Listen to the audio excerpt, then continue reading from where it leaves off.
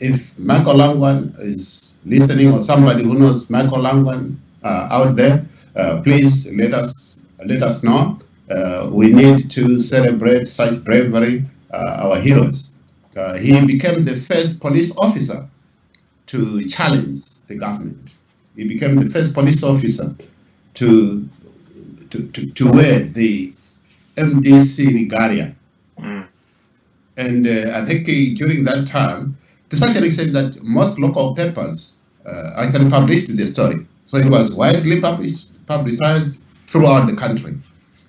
So he is a hero well known within the circles of MDC and the leadership. And I think this is why in this book I said he deserved a mention and an acknowledgement. Yes. Okay, so if you are just joining us now, we are discussing Elliot Pfebve's book, Zimbabwe, My Home, My Frustration, Articles of Defiance. This is chapter 3 we're talking about today. And he's just been narrating a very interesting story of Sergeant Michael Langwani, who decided to put on an MDC t-shirt in the early days of the MDC, when they were still trying to get to be known by the people. And so he was arrested, and he offered to resign from the force, and was granted his wish. Can you tell us about the mood at the time? Because I think ZANU-PF was not really taking the MDC seriously at the time. Indeed. And maybe for that reason, that gave people the courage. Because I remember I was working in the rural areas at the time. Yeah. And people were openly talking about the MDC. Yes. Then after the referendum and the no vote, in which the no vote was a success for the opposition, things suddenly changed as the war veterans became more aggressive. In fact, they started becoming aggressive. Before that, they were very quiet. Indeed. But they became very aggressive to the extent that those people who were talking about the opposition prior to the referendum had to keep their mouth shut after the referendum, because it became a very dangerous thing to talk about the opposition. So Indeed, can you tell us about, do you think that the mood at the time, when ZANU-PF was not taking the MDC seriously, do you think that could have contributed to the show of courage by Sergeant Langwani? Indeed, in a way, yes. But I have to admit, he's a very courageous man. And that was not the only incident. And I think some of the incidents, we'll talk about them later on in other chapters. But as far back as September 1999, from ZANU-PF perspective, they didn't see MDC being a threat at all. Here was a new political party with no structure. And it was not known out there in the rural areas. And mind you, there was only 6 months left for the general election in 2000. And as far as ZANU-PF is concerned, they didn't see any threat whatsoever. After the People's Convention in September 1999, when then MDC was formed as a pressure group, the initial objective was not necessarily to turn MDC into a political party, but as a pressure group to pressurize the government, to deal with corruption, accountability, and governance issues, and the economic meltdown which has already started happening at that time. However, the government was very dismissive of any voice other than its own, to such an extent that Mugabe then proclaimed on TV that, and he challenged us to the ballot to say, well, if you want to join politics, don't hide behind the pressure group. If you want to join politics, then let's meet at the ballot box. And I think that's and then after that there were subsequent meetings within MDC as a pressure group, and the decision was made to transform MDC into a political party. and challenge ZANU-PF and Robert Mugabe. So yes, those early days, it was easy even to penetrate in the rural areas. And most of the structures that are currently in place, where it was possible, those from 1999 to 2000, because ZANU-PF, including the war veterans, they had no strategy to stop us or to stop MDC as an opposition party then, because they didn't see any threat coming from MDC. So yes, and then after that we will move into various campaigns towards the June 24-25 June elections, to which I was a member of parliament candidate for Bindura. And MDC, true to the challenge that Mugabe pronounced, we came very close to taking power 6 months after formation. Out of 120 seats in parliament, MDC won 57 seats. ZANU-PF 63 seats. 6 seats short of taking power 6 months before the election. Yeah. So you can see the dynamics. But again, look at it. We had a brand. I can see. I always look at these various political parties mushrooming in Zimbabwe, and to say, okay, what are the chances that they can be as strong as MDC? Yeah. With a strong backbone, hardened enough to withstand military handling. We had a brand, and Morgan Tsvangirai was a brand, and I think he might have here and there, like he's a human being. There might be a few faults here and there, like any other person, right? In any organization. Can I just just to disturb you there? It's to do with Morgan.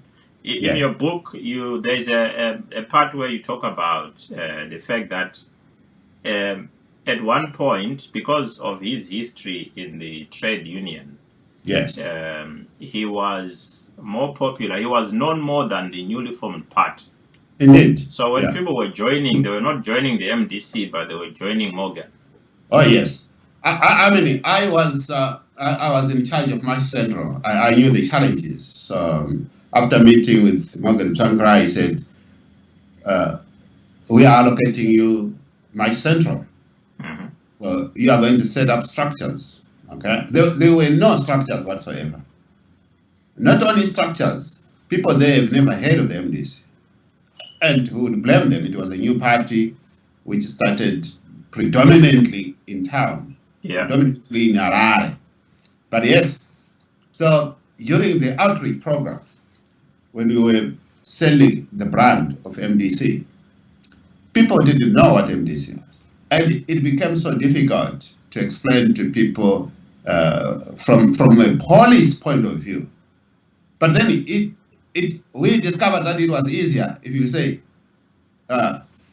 do you know Morgan Tsvangirai? And everybody, even in rural areas, they will say, yes. This one from ZCTU, who clashed with Mugabe. This one who was beaten by the CIO. Because at one point they targeted Morgan Tsvangirai, and he was left almost dead in his office, and he was rescued by the secretary. But instead of that incident, cowering Morgan Tsvangirai, it actually strengthened him, and it made him very popular. So it was easy to sell Morgan Tsvangirai as a brand of MDC.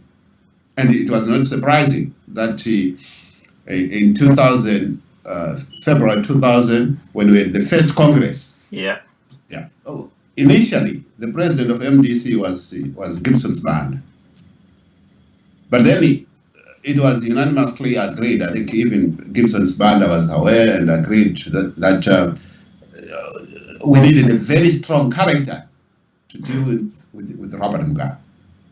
And it was unanimously agreed that Morgan Tsvangirai was the person with that charisma and who could bring that that charismatic approach to deal with Mugabe head on. So this is why we had a brand, and it was building from his experience as the Secretary General from ZCT, and also the bruising incident that he had with the government and Robert Mugabe. So that became a sort of a solid ground as a springboard of MDC. Okay, can you, I think I'll ask you the last question because we don't want to talk too much about what's in here, but you also talk about campaigning for the no vote. Yes. What was that like? Yeah, it's quite, I've told other people who probably... Can you tell us what it was? What was the referendum about, and then the actual campaign? What happened is initially there was the NCA. So before... The National Constitutional Assembly. Yeah, the National Constitutional Assembly, that was before even MDC. And the chairman for NCA was Morgan Tsvangirai. And its mandate was to pressurize the government to come up with a homegrown constitution.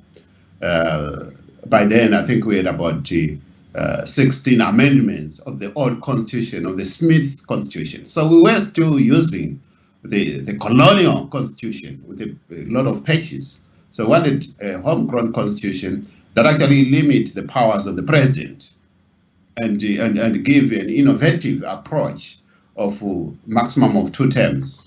Yeah. And so yes, and the ZANU-PF realized that well, a lot of people were for the change for that constitution, and they decided to bring in Jonathan Moyo to come up with their own parallel constitution. And this is where Jonathan Moyo came to the fold of politics in Zimbabwe. So he became the spokesperson of the constitutional framework. He was called. It was parallel to NCA. Was he called from South Africa where he was working? Yes, he was called from South Africa. So then what then happened is that the government called in for a referendum of their constitution draft constitution that they had actually produced through Jonathan Moyo. And there were a lot of clauses in there that actually sort of amplified the powers of the president, which were totally out of sync with the demands of the people as People's Convention when NCA was formed. And also when MDC was formed in September 1999. So eventually what happened is that MDC and NCA, and including also ZCTU, we all came together to campaign against a no vote. So a yes vote would meant that ZANU-PF's constitution, which was tailored to suit their own governance approach, continuing suppressing the wills of the people, would have prevailed. So we campaigned for a no vote, and the no vote won. And that was in February, and became the start of violence in Zimbabwe. Now, for the first time, we also saw that the farmers supported the no vote. And Mugabe was able now to sort of arm twist it from a race card. So that out there he was portraying as if he's not fighting a new political party, MDC, but is fighting imperialism. And it became this chorus of discord where ZANU-PF day in, day out channeling propaganda to say that MDC is a white party, is actually sponsored by the West. But mind you, when MDC was formed, even the farmers didn't support MDC. They were actually suspicious of a government that was backed by the ZCTU, by the workers, because it means their workers would become more powerful than the employers. the farmers only started supporting MDC on the basis of the new constitution peddled by Jonathan Moore, because within that clause there was also powers to seize land without compensation. Yeah. And MDC was the first to come up with a concrete land policy in which we said we will audit the land, and we want evidence and critical analysis of who owns what. Yes, we were aware that 5,000 white farmers owned 2/3 of Zimbabwe country, federal land, which was not acceptable. And MDC was the first political party to say land distribution was an unfinished agenda. Yeah. But we wanted to do it in a sober, strategic planning process that wouldn't destroy the agriculture as an economic drive for our prosperity. But ZANU-PF wouldn't allow that. They wanted a quick fix. Yeah. They wanted a quick fix. And not only that, but at the end of the day, what we saw, I think all our viewers would accept and would agree with me that we saw a shambolic invasion, grabbing, violence, to such an extent that today we have the very people like Robert Mugabe owning 13 farms, ministers owning 5 farms, 6 farms. That's not what we fought for, and that's not what is in the constitution, and that is not even what was in Jonathan Moy's constitution. And the current situation, what we have is now 5,000 whites owned 2/3 of the country's prime land. Now what we have is about 2,500 ZANU-PF leadership owning 2/3 of the prime land. So the current situation is worse. And what we have, we've just changed the scheme, but the problem of land remains. And I, for one, will not support any government whatsoever that would get into power and pretend that business is as usual without addressing the issue of land. Yeah. The issue of land does not need to be sorted out on a partisan basis. For those joining us now, we are discussing Zimbabwe, My Home, My Frustration, book by Elliot Pfebve, Articles of Defiance. In this case, he's talking about the defiance in chapter 3 of one Sergeant Langwani, who challenged his fellow officers and joined the MDC and put on the MDC shirt. His argument was that some police officers are ZANU-PF members, so there's no reason why he cannot be a ZANU-PF member. And now Elliot was just discussing and talking about the question of the no vote for the referendum, in which the no vote came victorious, and the land issue then became even more problematic after that. And I think we've been talking for about 28 minutes now. So Elliot, would you like to sum up chapter 3 without giving away too much? Because obviously we're not selling the book here on Facebook, Twitter, YouTube. We're live on all 3 platforms. But we're saying, here's the book. We're discussing chapter by chapter. We are now in chapter 3, and Elliot will just give a brief summary without giving away too much. It's available on Amazon for those who want to buy it. Yeah, in summary, chapter 3 sort of explores the formation of MDC in September 1999 after the People's Convention. It also looks at various challenges in terms of resources, in terms of infrastructure of the country, to set up structures and also make MDC as a political party known to various corners of the country. We also covered the challenges of police officers who wanted to join MDC.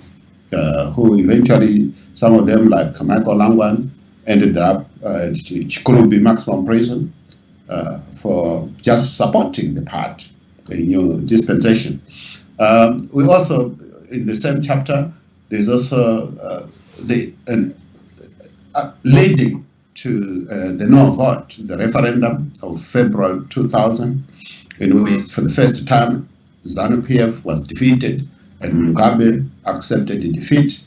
But we thought that having been defeated, he would actually go with the will of the people. But instead, he unleashed violence, which culminated in also invasion of farms to what we now know as a shambolic land resettlement. People like Robert Mugabe owning more than 13 farms. And again, within the same chapter, we said the problem of land remained. And this is why up to date, MDC remain adamant that a solution to land redistribution is land audit, so that we know who owns what. And it must be distributed to the people of Zimbabwe, irrespective of their political affiliation. And I think that remains the policy of MDC and for foreseeable future. So again, that is covered in chapter 3. And also, finally, within the chapter 3, we look at the elections, first elections of June 24, 25, in which MDC won convincingly 57 seats of 120, and then ZANU-PF 63, only 6 seats short of taking power 6 months after its formation. So yes, in short, that is the summary of chapter 3, but there's quite a lot of defiance embedded in chapter 3 and subsequent chapters to come. Okay, thank you very much, Elliot Pfebve. Next Sunday, we're going to look at chapter 4. I will be live again on Facebook. Thank you, Facebook. Thank you to those who are watching. Obuhle Simon, Musa, Canisius, George, William, Maggie, Henford, there was Bernard, Modi, and Kuziva. Thank you, guys. Thank you for those who are watching on Twitter. Thank you to those who are watching on YouTube. And we're going to, we're recording this Skype. I was speaking on Skype, so we've been recording the Skype interview, in which case Elliot is going to post on his YouTube channel. Yes. So thank you for watching once again. We've come to the end of the discussion. Thank you very much, our viewers, until we meet again in the next chapter 4 for evaluation and also a summary, so that people know where the struggle is coming from and where we are going. Join us on Sunday. Good night.